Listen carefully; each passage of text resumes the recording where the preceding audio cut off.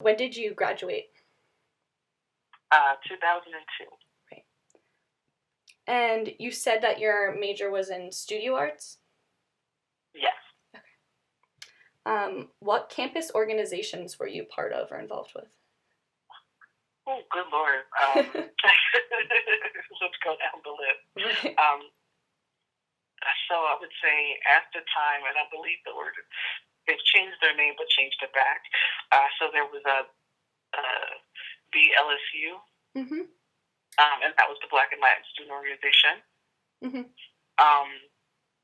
I'm not sure if it's still in existence. La Vanguardia. Mm-hmm. And actually on the exec board for both entities. Okay. At the time, believe it or not, we did have, arts at Hamilton wasn't as lucrative as it is now. Mm-hmm. So we did have a student arts league. Okay. Was a member of the Women's Center. Right. Also, a member of the Alternative Spring Break crew. Mm-hmm. And I forget the umbrella they put it under. And I would say at the time as well, was part of student volunteers doing multicultural recruitment for admissions. Okay. Would you say there are any kind of other extracurricular activities that you engaged with while you were a student at Hamilton, or does that pretty much cover it? Yeah, that pretty much covers it. Yeah, it's a long list. Very. So when you were a student at Hamilton College, were you out? No, I wasn't. Okay. And then are you out now? Yes. You are. Personally and professionally. Okay. While you were a student here at Hamilton, what would you say the climate was like for LGBTQIA students? I'd say, just, using the alphabet loosely.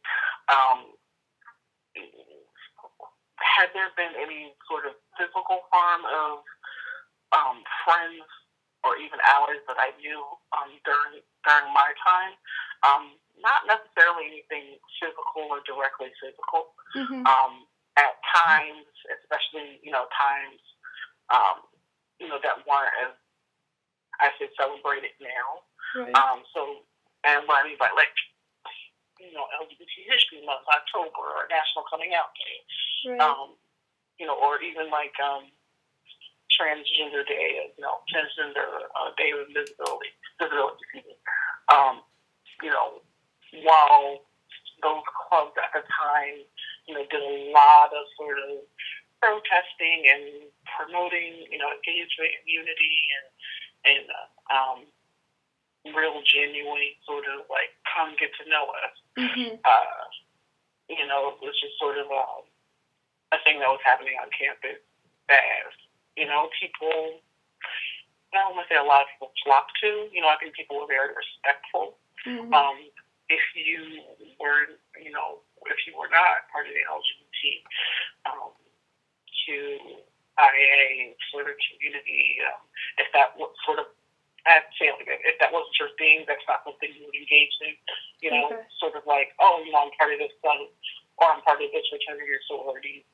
Right. This is what we do, or this is some of the things that we partake in. The climate, I want to say, was just, people who were, at least from my end, were pretty respected. There wasn't any sort of disrespectful, physical or harmful things that went on. But, mm-hmm. of course, were there incidences that came up that, that could be sort of synonymous with, hate crimes or sort of terror initiatives, of course. That could have been anything from, using words, the student might have been called, faggot right. at a frat party. Right. no one really at that time sort of put things in writing or articles or essays or anything, dissertations like that, sort of spouting things of hate. I would say if anything, that was happening that may have been homophobic or transphobic appeared to be very covert.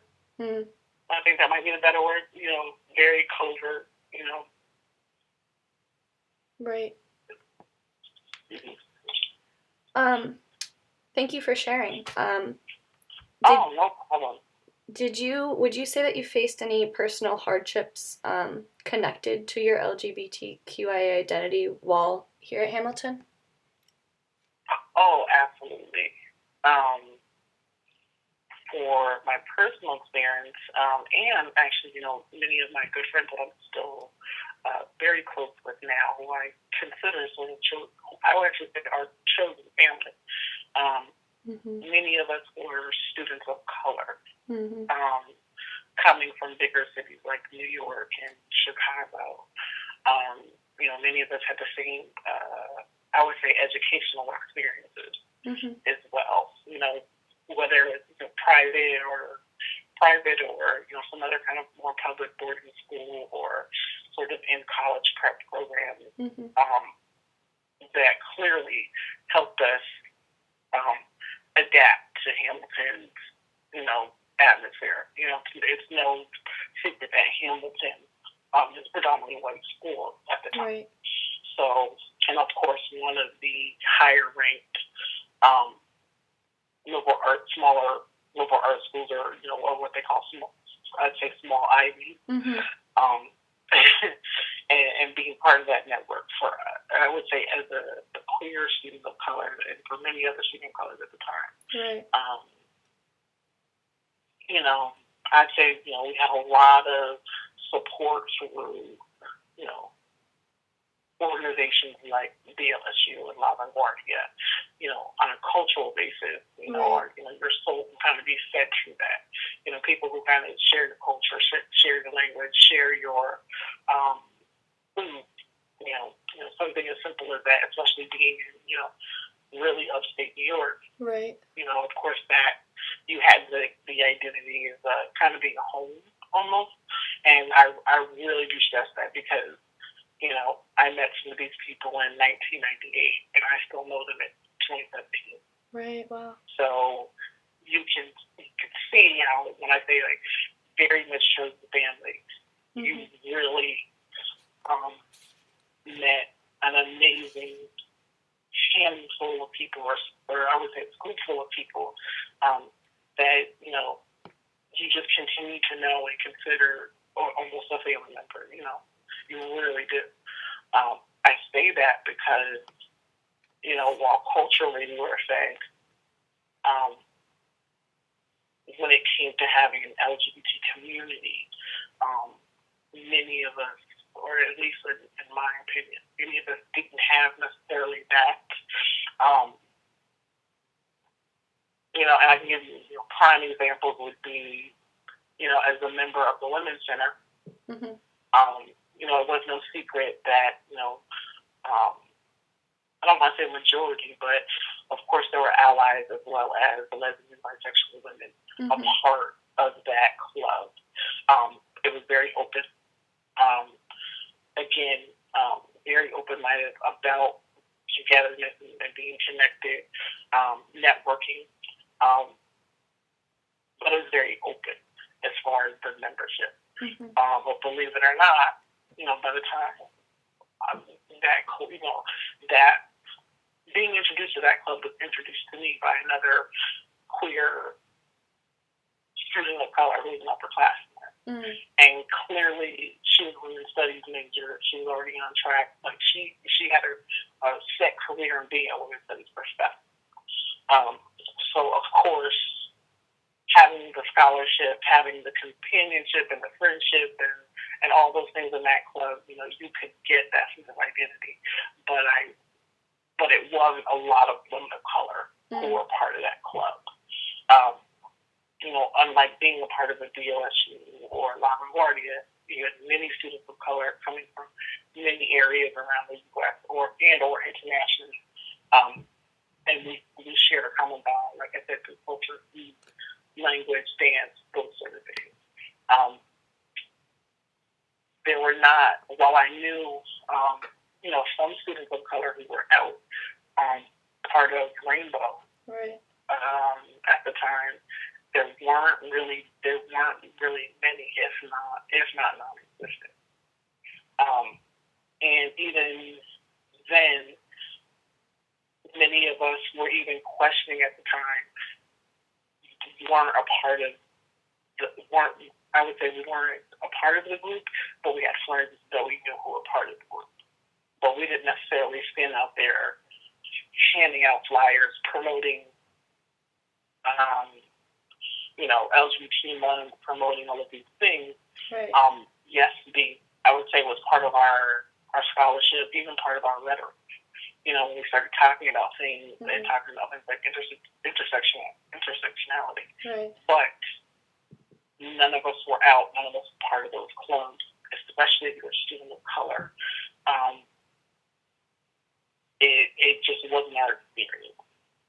And I would say, as opposed to not saying like, oh, we weren't trying to be a part of this because we did not want to necessarily be out, but it wasn't necessarily, I think, a home for us or for me. I found that in another club. Right, and that's, so when you say that wasn't a home, you're referring to Rainbow specifically? Right. Okay. Or like a group or groups like Rainbow. Rainbow was prevalent at the time. Okay. But you wouldn't necessarily, see us attending meetings on a regular basis, hanging out with members.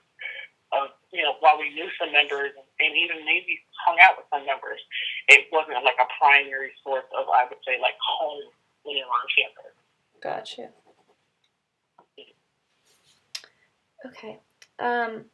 So then, kind of going off of the kind of personal hardships, what was the most difficult part of being LGBTQIA at Hamilton College? The biggest thing I would say is wanting to pursue and like you said, there's sort of like an adolescence and coming to college and being on your own and having a sense of freedom.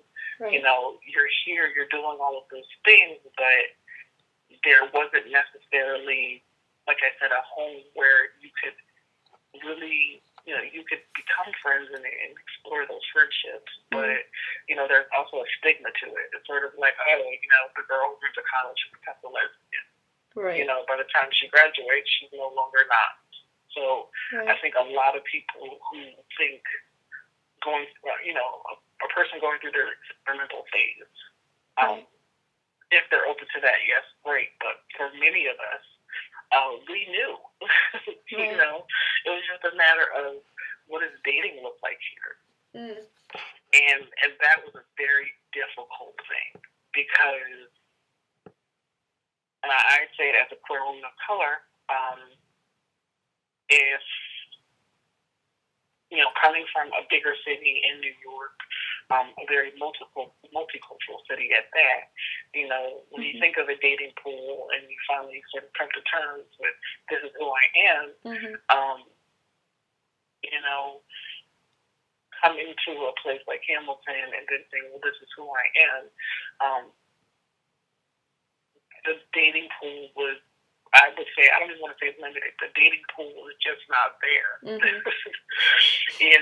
really wasn't, especially as a woman of color. And I know for my guy friends, who were hazel colored, it's just not something they chance, because you would instantly, and I could say there, you were instantly interested in someone who was white.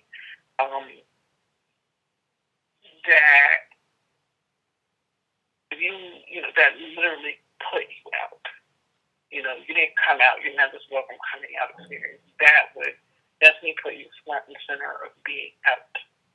Can you clarify what put you front and center of being out? So I'd say, as many of us, like I say, coming from bigger cities, multicultural cities, your dating pool being at Hamilton being very small. Right. You might only have just white counterparts. Right. And being in a pool, if I had only options of dating a white woman. Right. All of the people that I knew doing all the cultural work and being part of the other groups would naturally. I don't want to say naturally. That's not actually. Let me make a better example. A better example would be. I remember. Prime example. Well, everybody that I have a great relationship with and we're friends with, like I said, since 1998 all the way until 2017.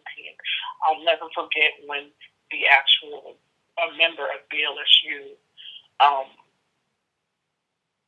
even saw me hanging out with a particular student. Okay. Knowing that particular student was out and a white woman, and knowing that everyone else in my group didn't really hang out with that group that she, being associated with Rainbow or even being associated with the Women's Center. Right. Knowing of what the association that other person had by nature, even if I wasn't going down the street holding hands with her, all of a sudden my sexuality would be questioned. And while there was no physical harm there, you definitely felt some of the verbal attacks that could come.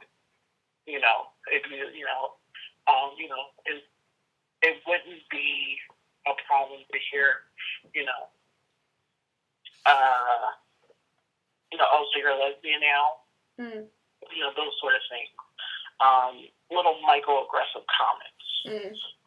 Or even comments that question your identity as a person of color because you may have an interest in said party. Right. Yeah. You definitely felt, people didn't draw their line. I would say even your close friends didn't draw lines in the sand about how they felt about you as a person, but they definitely there was an assumption that you're straight.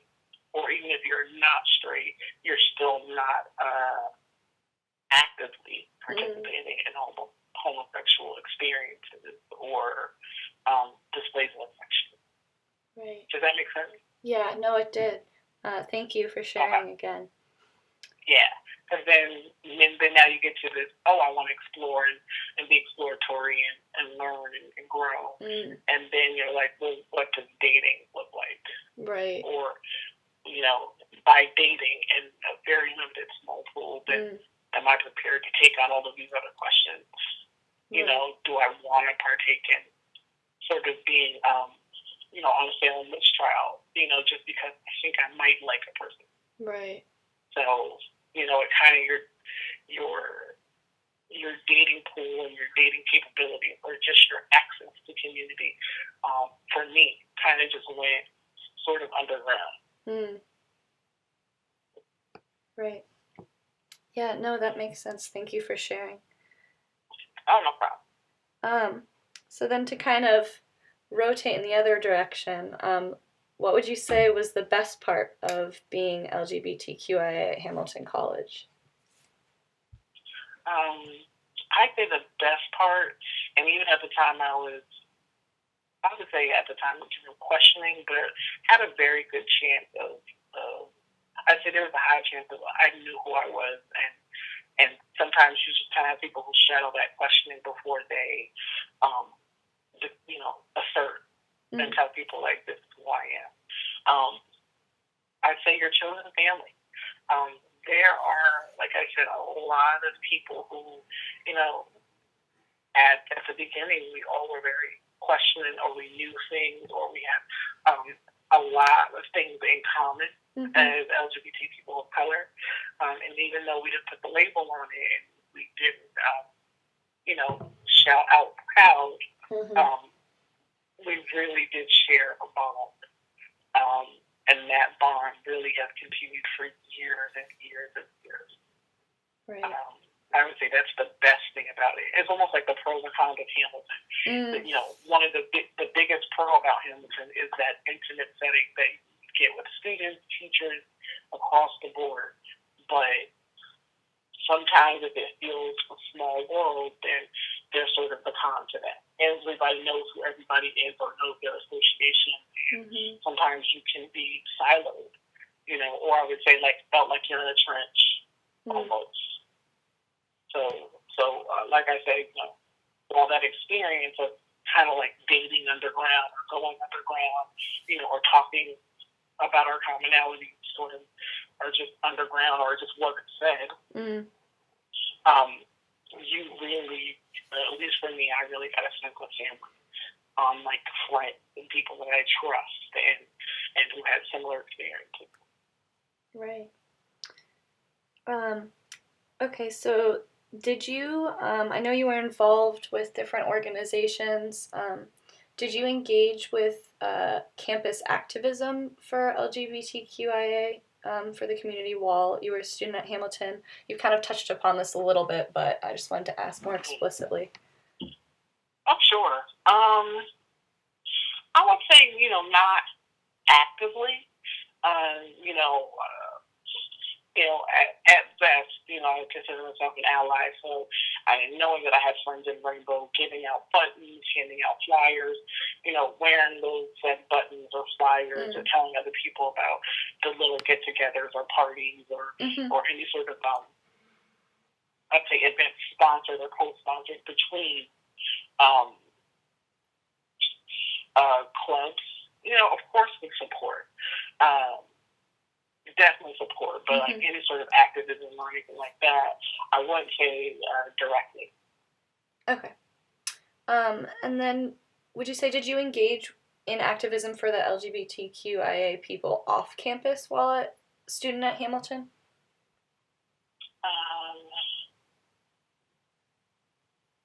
I say,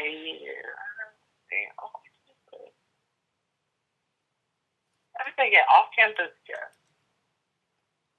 Can you tell me a little bit more about that? Sure. So again, just having friends who are in the life, and definitely coming from the more artistic side of town, you clearly engaged with individual friends, like I said, chosen family, to, attend events, to attend educational conferences, to gather with other folks in the life too, whether doing like self-care conference, like I said, events, or even working on sort of campaigns with like letter writing or phone calling, at clubs or organizations. I have quite a few friends who are GLAAD fellows, engaging in those things. I think definitely like coming from New York, you had a community and a place of safety to do so. So off campus and, sort of in some part of your life, you had the ability to do that. Coming back to campus or even in some of the internships, professionally, that sort of thing, which is sort of something that you just didn't do, Right, okay. So that sort of concludes our Hamilton College experience specific questions. So the next kind of series of questions are kind of more general regarding your LGBTQIA experience in life and in some different spheres of life. So what impact did coming out or being LGBTQIA have in your work life? You said just currently? However you think that, whatever's relevant to your experience, yeah, whatever. Going to, being a studio arts major, and at the time, I actually, before I graduated, first, got a chance to express myself artistically. Hamilton at that time didn't have a film or media production course at the time, and again, the art department and dance departments weren't as lucrative as they are now. But at the time, I was concentrating in video art and media production. Right. And I got that support from my advisor, Mm-hmm. Elliot, who is I believe she's department head now. She could be Oh, she department might head. be. I'm not sure. I would have to check. Okay. And from the feminist art history professor, Deborah, what is your last name? I forget Deborah's last name, but I know if I find it somewhere, I know I can send it to you. Okay. I just had the ability by going into the arts and studying, feminist art history and being able to explore gender studies and sexuality studies through that method. And then having an advisor who, again, herself uses common themes of sexuality through her video art to explore those things. And that really did impact me later on because, when I felt like I didn't have a voice and couldn't be out, I still had a way to research and study and have connection with artists, who would be a bit more open-minded and who wrote about their experiences and shed light through them through video and film. Right. So for me, that made a really big impact. One of the things that I have the utmost gratitude still to this day. And I actually just thought about this. One of the things for me that even helped me make a decision to study art, even at a liberal arts college, was the Kirkland Art Project. And, the Women's Project, the Kirkland Women's Project, meeting professors who, again, challenged status quo. They were able to get funding, and one of the prerequisites for a class, to even do a class with Director Cheryl Dunier, you would have had to do, take an intro to women's studies, and it said or intro to video. Okay. I've taken both.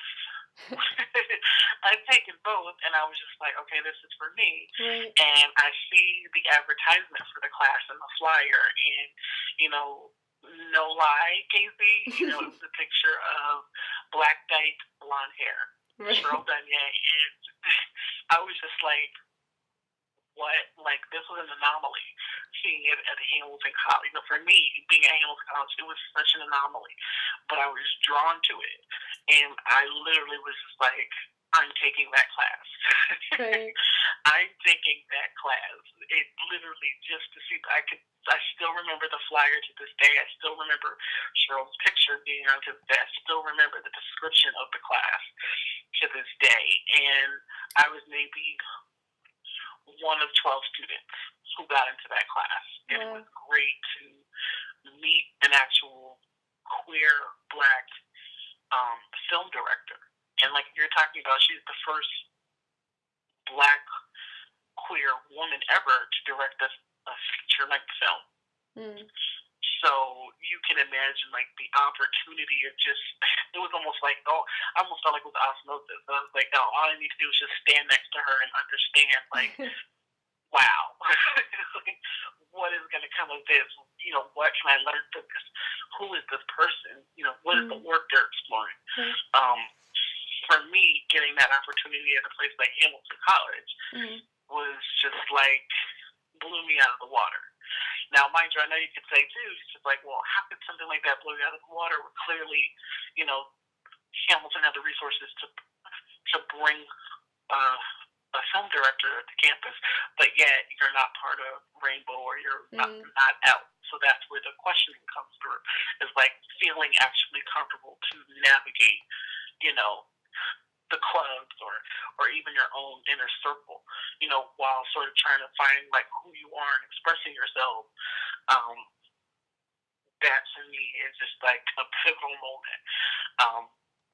That means saying to them like, hey, I'm so glad I got this opportunity to School Hamilton. To have Cheryl Dunye come to campus and do sort of a class with her, really like a low residency, and talk about video work and expression and film was just a real eye opener for me. And to have her critique my own work at the time, I'll never forget her saying, the pieces that we did for the class, and doing a one-on-one editing session with her, she just said, you really need to consider this. And it's sort of like that thing where you just have like sort of this unsaid mentor who's like, you're doing good work, and what you're doing is great work. You need to trust yourself, and you need to possibly pursue this. And I'll never forget that day when I just went, wait, she thinks my work is good? Like, it's crazy. And to think about it now, you fast forward all these years later, one of the jobs I've had in my last 2 years was the educational director for the Portland, Oregon Film Festival. Portland, Oregon's Women's Film Festival. Cheryl Dunye was their keynote speaker for their 10th anniversary last year. And since meeting Cheryl, like I said, in the late 1990s, and, being a fan of the work that she produced, because really the work that she produced was really, a day in the life, in a lesbian, and what it means to be like a lesbian in the 90s, going into the 2000s. The fact that she was able to finish, direct, and promote a film called The Watermelon Woman at the time, and be known for something like that, it was just, like you said, like your mind's just blown out of the water. Like, here's this person who seems fierce and fabulous and is out professionally, personally, and what must that feel like? What is the kind of, I'd say, personality it takes to be that at the time. It is, like I said, one of the most memorable, one of the most pivotal experiences that I'll never forget at Hamilton. That really did change my working life because, again, like I said, all these years I've had, while Cheryl and I haven't kept in contact all the time, but we've kept in contact through Facebook, and we mentioned her name for other keynote possibilities. And now she's a director on Queen Sugar with Ava DuVernay. She directs The Fosters.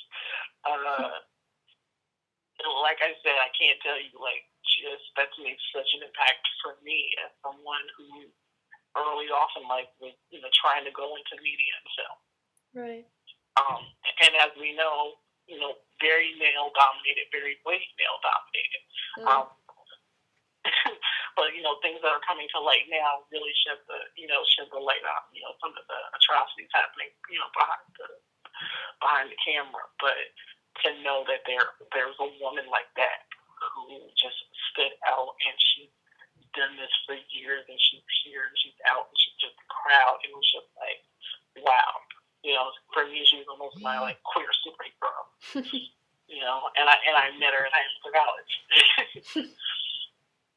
Wow. So it made a big impact. Even though I'm no longer doing film or documentary production, I still, like I said, produced events for a lot of art nonprofits, film festivals, dance festivals, and it is a major thing. It's a really, being part of the LGBT community has had a major impact in my personal and work life. And now, it's, it is what it is. It's like anything, ordinary. But, at the time, getting that experience from Hamilton and knowing how much it would keep it for me was really big. So I'd say, yeah, really, being LGBT does impact my life now. But Hamilton played a part in that. Right. Wow. Okay. Thank you so much. Yeah. Oh, no problem. Um.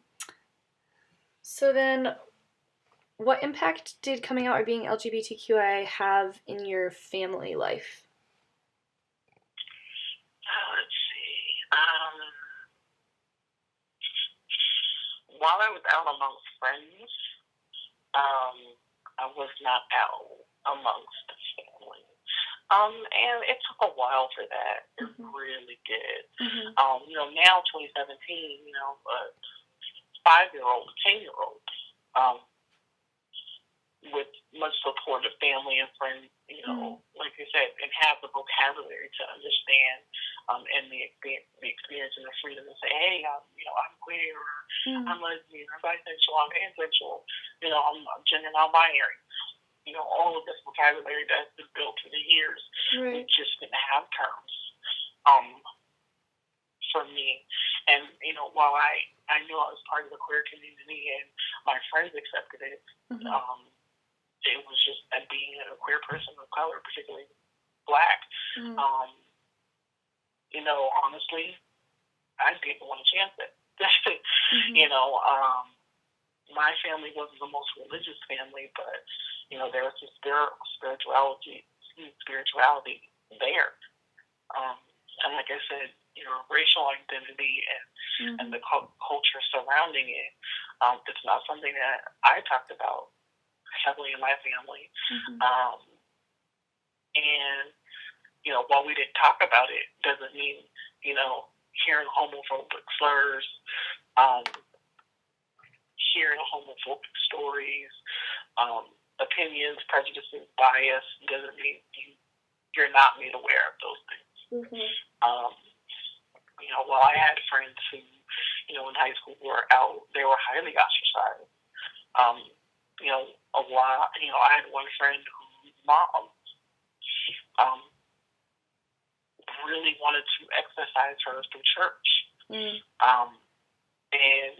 kind of do a town hall style of sort of getting rid of her lesbianic demons. Wow. Yeah. If that rings a bell. And this was in mid-90s. What, it was a church, 90s. Was it like a Catholic institution? Or? No, this was, an African Methodist. Okay. A lot of friends from Pentecostal churches, Baptist churches, Methodist churches. It's just like I said, it's not something to talk about with your family, and it's sort of assumed and expected that you are straight. And like I said, I had friends in high school who weren't out lesbian relationships, and it just was not a good situation. That prime example being my friend being called out of church in church, right? And having sort of the whole community comment and ostracize her. I've had friends who were very suicidal. Again, coming from Black and brown families. Like there was definitely very real consequences, and very real fear of losing family. Your biological family, and your first set of inner circle people who are supposed to love and trust you and respect you. So for me, there was a very big fear of not having that at home, or not having that by coming out. And again, I think, like, right then, for me, it was just like, well, I have my chosen family, and my chosen family, take care of that need or fulfill that need for me. But, like as you get older, that just wasn't enough. Clearly, there's something burning inside you where you're like, I don't want to have to keep using a certain pronoun to not be out. I don't want to have to, I would say, use a masculine name for my other counterpart, or saying that this is my roommate. You know, it becomes limiting, and just almost soul crushing. Because you know you're not your true self. You're not your authentic self. So coming out for me just was like, you know, at the time, you know, oh, I'm with my chosen family, and these are things we do, and these are the events we go to, this is who we are. You know, that was something you kind of did. You got it elsewhere. Right. So then, are you out with your biological family, your first inner circle now? Yes, actually. Yes, very much. And when, kind of like, in time, did that happen for you? I'd say probably around late 20s. Okay. And at the time, again, when you're sort of considering those relationships that become more serious. You know, it's not just sort of a casual dating situation. You know, something as simple as bringing the partner home to meet your parents, to meet your family. You know, you want to have a vision of what that looks like. And for me, at the time, I was just like, I just don't think that could happen. You know, or not outright. And so, of course, it, you know, just be like, oh, you know, meet my friends, you're staying with me for the weekend. You know, it started out there, you know, or having this, you know, friend know that this is my roommate. You know, like, again, having those excuses, you know, I don't think you're testing the waters. You're just knowing that, like, you know, these are my families, and trying to mend these two families at the time, you know, doesn't seem like a reality, you know, but kind of just sort of tiptoe.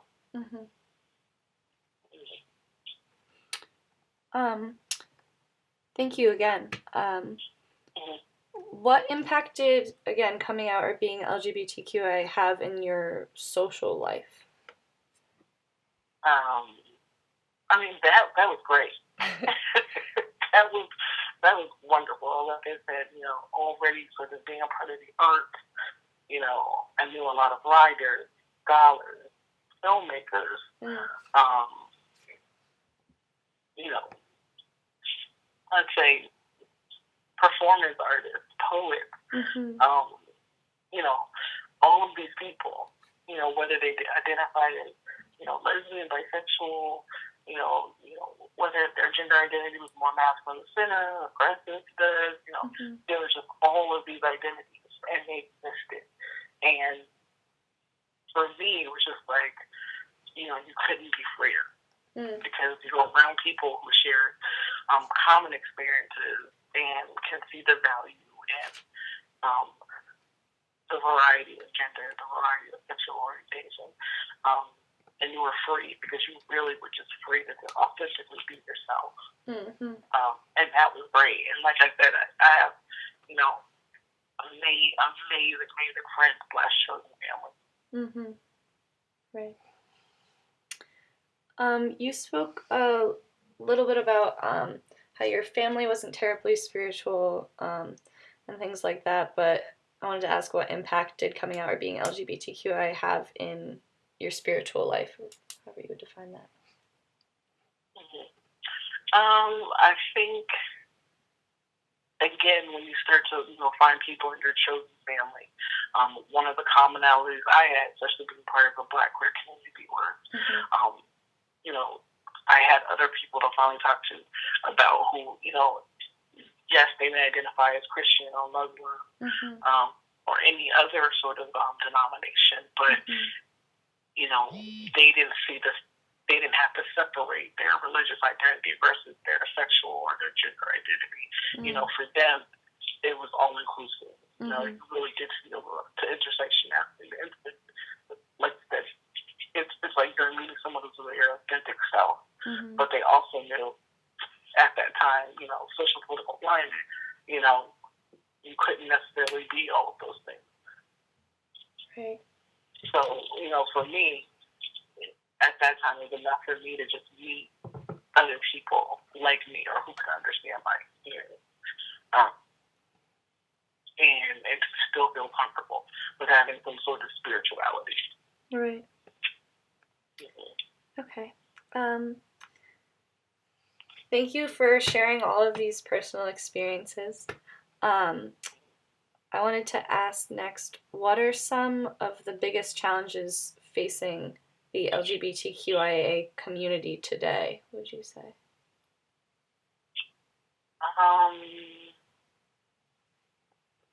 For me, and this one is even the most recent, is things like LGBT marriage. Mm-hmm. Well, I said I've been with my partner for 7 years, but we literally got married on December 30th, 2016, because once we understood the administration, under a Trump administration, that many states' rights regarding marriage and all of the benefits and all of some of the securities that come with marriage, whether it be benefits, insurance, health care, all of those things, that was really felt when we knew, well, an incoming party is coming in and these things are threatened. So for us, we literally got married December 30th, 2016, the very last day of the year, to make sure and install and grandfather us in about some of the benefits and rights to marriage.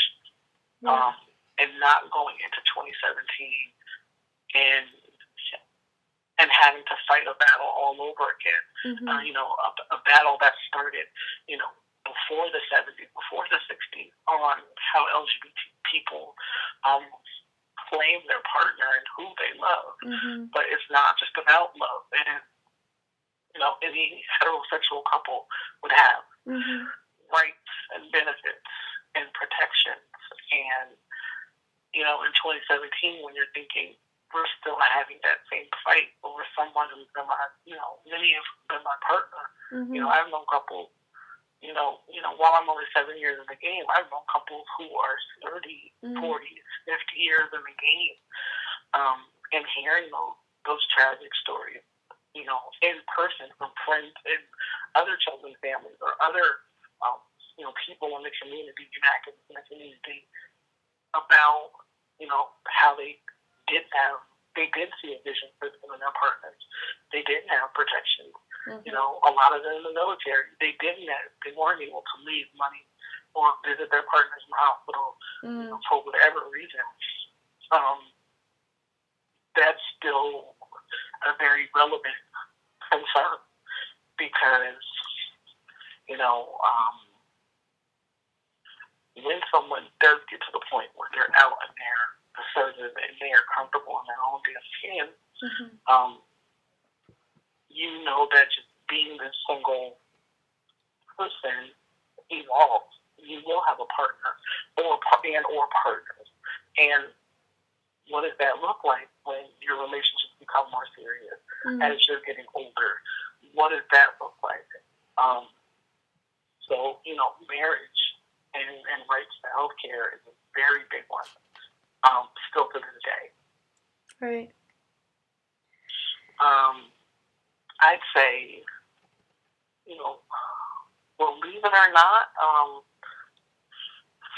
actually one of the other things facing, I think LGBTQ community, I'd say now would be trans visibility.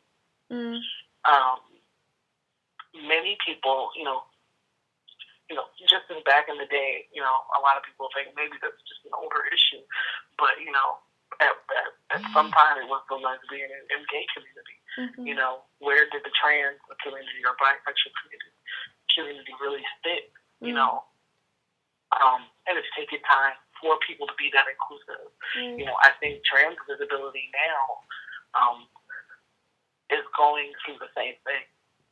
I have many friends, even some family members, who are still sort of straddling the line between how do trans people fit in the LGBT story or Mm-hmm. history. And, you know, having problems with, like you say, the types of bathrooms people are using. Mm-hmm. Where I live today, you know, Portland, the city itself, is very, very supportive, and it's been one of the first cities to have like a third gender license. But they're also one of the most trans-friendly cities ever, where you see even children, you know, are encouraged to be who they are, promote certain pronouns. You know, think about you know, gender neutral, you know, bathroom possibilities. You know, these are things that are exposed and prevalent in this culture. But I know that's not everywhere.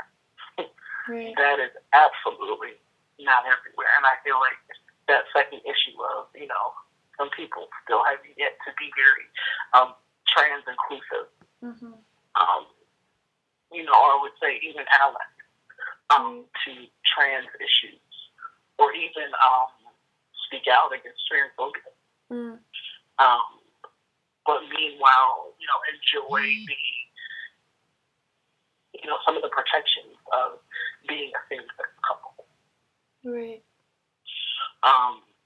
So, you know, I see that, you know, it's very prevalent. You know, while we have a lot of celebrities out there doing this amazing work, authors out there, you know, writers, scholars doing this amazing work, doesn't mean that all in the community has those same opportunities. Right.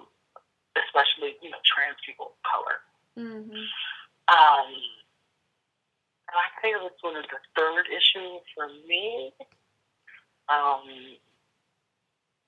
Believe it or not, I know there are still people who are not out. And just the fact that they feel they don't have a safe space to be out, it's still very heartbreaking. A heartbreaking problem in the community. You know, it really is. Right. You know, I mean, I know we've had incidents in the recent 5-6 years of kids in the suicide rate. Right. You know, and while I'm from a bigger city or had access to a bigger city to find that community and chosen family, not everybody does. Right. You know, and I would say that fortunately and unfortunately, a lot of people, including a lot of young people, are looking for it online. And, you know, there's some dangers. You know, not everybody is truthful. Or inviting or welcoming. So I think, you know, even being out can still be a risk today. Okay, thank you again so much. Is there anything that we missed or anything else that you want to add to this interview? Actually, yes. I know you said how I identify. So I did say lesbian, queer. If you can add masculine or center to that, that would be great. Okay. Great, yeah. Perfect. Okay. Well then, thank you so much. Again, it was great to talk to you. Definitely, Casey. Nice to meet you. Definitely, nice to meet you. Bye-bye. Have a good one. Bye.